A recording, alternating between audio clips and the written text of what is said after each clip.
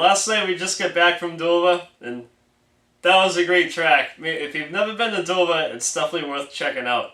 I'm a guy that our local track's out in New Hampshire that's an hour from here, so we go to the Loudon races all the time.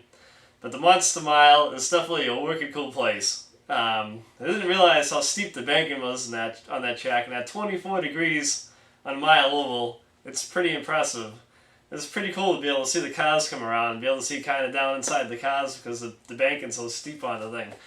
But one of the things that caught me off guard that we thought was pretty funny is we pulled into lot 10 and the first thing we saw was everybody mowing their lawn. Up in New Hampshire, all the lots are kind of gravel or dirt, so there was no lawn to mow. We just set our firing out, set the RV up. So I looked at my buddy and I'm like, hey, guess we forgot our red lawnmower. Everybody had a red lawnmower strapped to the back of their motorhome, which I thought was pretty funny.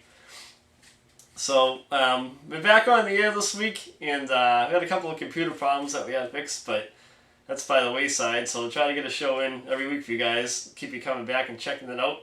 But I definitely go back to the Monster Mile. That was cool. And man, there was some great racing action on Sunday. Jimmie Johnson kind of ran away with it. His car was unbelievable. It looked like Jeff Gordon might have been one of the few only guys that had something for him, but Gordon's year this year has just been, the guy's just so snake-bitten that he came out of the pits Sunday and he had a loose wheel, so he had to go back into the pits, and he came back out like 21st or something like that. So it kind of ended his chances of making another run towards the front. He couldn't catch a caution, really, to make his way back up through the pack or even get a break of any kind. He ended up with a 13th place finish. Kevin Harvick, man, everybody was saying that he messed up on pit road.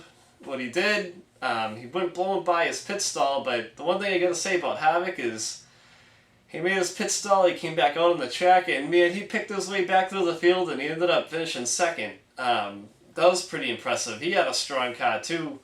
And another guy that did pretty good was Dale Earnhardt. He ran really good all day. His car looked great. It seemed like he could get up to third with it, and then it kind of ran out of steam.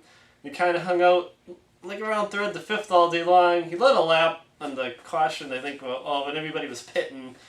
So he got an extra point for that. But, Junior, they said at the races Sunday that he was the only driver this year so far to have finished every single lap that he raced this year, which is pretty impressive. And the guy's been in the top 10 every single week, so that's pretty cool. And I think that he's so close to winning he can taste it. So who knows? Hopefully he'll break through and get that monkey off his back this year. I think he will.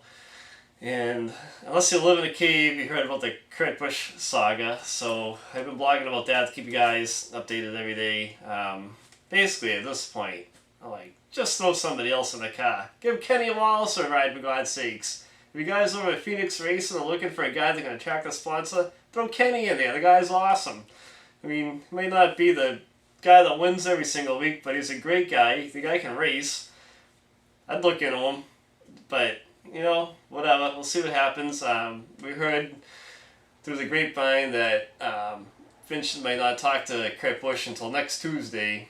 So who knows what happens. NASCAR sat Kurt Busch down for Pocono, so he's suspended for Pocono, and hopefully he should be back in the car the week after that. Finch is supposed to talk to him that following Tuesday after Pocono, and they'll go from there, I guess. As some of you might know, Kurt Busch doesn't have a contract. It was just a handshake, and David Ruderman would be driving the 51 car at Pocono. So that's it for now. It was great to meet all the awesome race fans out in Dover. It was awesome in the camping area. We'll be up at Loudon for both races, so if any of you Dover fans come up to Loudon, see us banging around, definitely swing by, say hi. And we met a lot of great people. It was cool taking pictures of the facility. And until then, check us out every day, and I blog all the time, and keep you guys on your toes out there. And I'll see you next week. Take it easy, guys.